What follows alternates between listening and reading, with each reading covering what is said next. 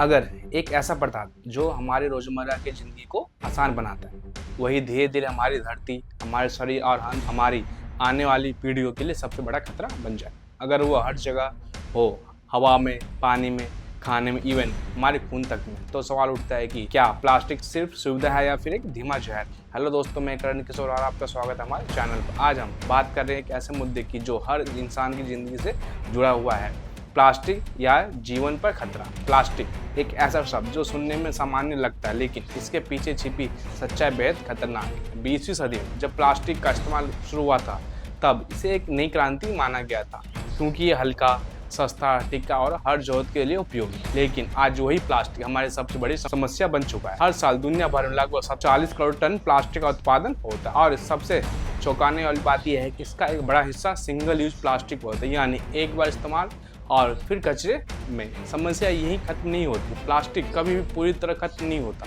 बल्कि छोटे छोटे टुकड़ों में टूटकर माइक्रो प्लास्टिक बन जाता है। ये माइक्रो प्लास्टिक अब हमारे पीने के पानी, खाने के नमक, समुद्री जीव और यहाँ तक कि इंसानों के खून और फेफड़ों में भी पाए जा चुके हैं। वैज्ञानिकों की माने तो एक आम इंसान हर हफ्ते लगभग 5 ग्राम तक प्लास्टिक निगल रहा है, यानी एक क्रेडिट कार्ड के बराबर। सोचिए, जो चीज हम देख भी नहीं सकते वो हमारे शरीर के अंदर जमा हो रही और धीरे धीरे हमें बीमार बना रही। अब बात करते हैं कि पर्यावरण पर इसके असर की। प्लास्टिक कचरा नदी और समुद्र में पहुंचकर वहां के इकोसिस्टम को बुरी तरह प्रभावित करता है। लाखों समुद्री जीव हर साल प्लास्टिक निगलने या उससे फंसने की वजह से मर जाते हैं। कुछ कछुए प्लास्टिक बैग को जेलीफिश समझकर खा लेते हैं। मछलियां माइक्रो प्लास्टिक को अपना भोजन मान लेती हैं, और फिर वही मछलियां हमारे खाने की थाली तक पहुंचती है। यानी ये एक पूरा सर्कल बन चुका है। प्लास्टिक से प्रकृति प्रभावित होती है और फिर वही हर इंसान तक लौट आता है। अगर भारत की बात करें तो यहाँ हर साल लाखों टन प्लास्टिक कचरा पैदा होता है, जिससे एक बड़ा हिस्सा सही तरीके से रिसाइकल नहीं हो पाता।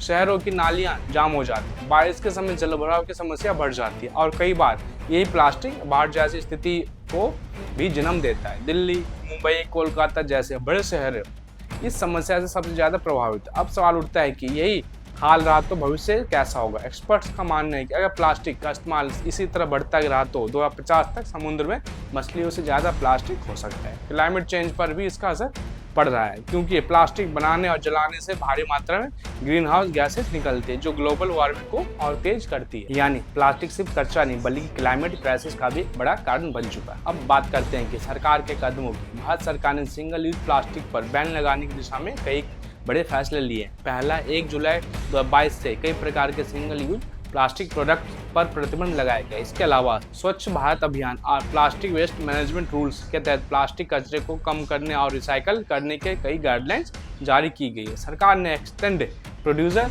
रिस्पॉन्सिबिलिटी यानी EPR लागू किया, जिसके तहत कंपनियों को अपने प्लास्टिक कचरे की जिम्मेदारी खुद उठानी होगी। लेकिन सिर्फ कानून बना देना काफी नहीं है, उसका सही तरीके से पालन भी जरूरी है। कई जगहों पर अभी भी प्लास्टिक बैन का पालन पूरी तरह नहीं हो रहा है। छोटे दुकानदारों और इंडस्ट्रीज के लिए अल्टरनेटिव सस्ते और आसानी से उपलब्ध नहीं है। यही वजह है कि ग्राउंड लेवल पर बदलाव धीमा नजर आ। अब सुप्रीम कोर्ट के नजरिए को समझते हैं। सुप्रीम कोर्ट ने कई बार प्लास्टिक प्रदूषण को लेकर सख्त टिप्पणी की। कोर्ट ने कहा कि प्लास्टिक वेस्ट मैनेजमेंट सिर्फ सरकार की जिम्मेदारी नहीं, बल्कि पूरे समाज की जिम्मेदारी।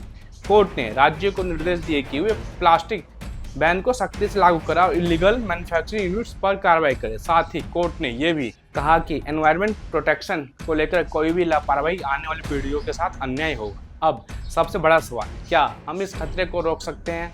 जवाब है हाँ, लेकिन इसके लिए कलेक्टिव एफर्ट्स की जरूरत है। हमें अपनी आदतों में बदलाव लाना होगा, सिंगल यूज प्लास्टिक का इस्तेमाल करना होगा, रियूजेबल बैगेज और बोतल्स को अपनाना होगा, और वेस्ट सेग्रेगेशन पर ध्यान देना होगा। छोटे छोटे कदम मिलकर बड़ा बदलाव ला सकते हैं। धन्यवाद।